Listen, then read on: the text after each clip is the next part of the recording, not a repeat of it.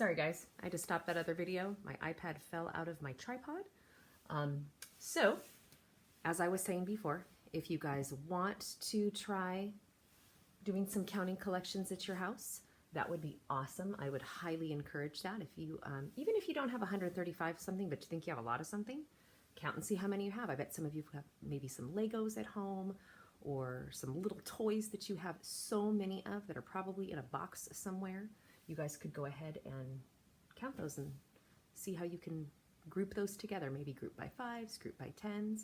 Maybe you don't want to group them at all. Maybe you want to make just a big long line and count by 1, see how many you have all together. Either one, counting is really good practice for you. So I would really, really recommend that you guys do that, okay? So I want to just tell you some of the things that I'm going to be making some other videos about today for your work. And so I'm going to go over the other long vowel papers that we have with the silent E. And so you guys have been doing a really good job with that.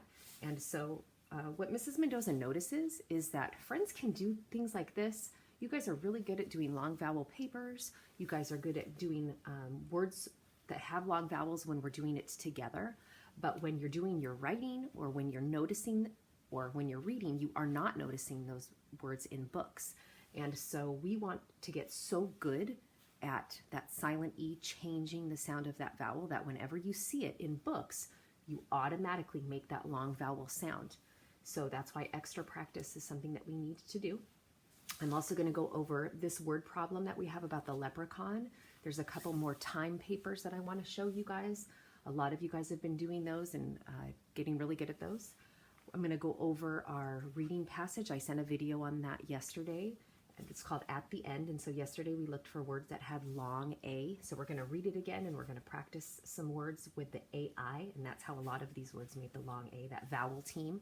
When 2 vowels go walking, the first one does the talking. I'm going to read a story to you guys, and it's going to be this one. It's going to be called Anna and the Sea Star, and we're going to do a 5-finger retell with that, talk about the settings, the character, the problems, what happened, and what the solution was. I'm going to go over writing with you. I sent you guys a video on Seesaw, and I sent a video on YouTube yesterday about some details that Mrs. Mendoza would like to see in your writing. And so I'm going to show you that and some things that I think I can improve on in my story. And then hopefully you guys had a chance to do some of your Scholastic News, your Welcome to Ireland. I hope that you guys have been able to find some time to move your bodies. Maybe you guys are going on a walk. Maybe you guys are doing some Go Noodle or some Cosmic Kids. I've sent some of those links to your families. So again, I hope that I see you guys today on our Zoom call at 11 o'clock.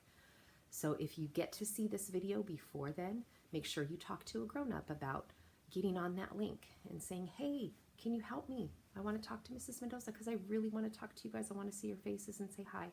So yeah, hope to see you guys at 11 o'clock.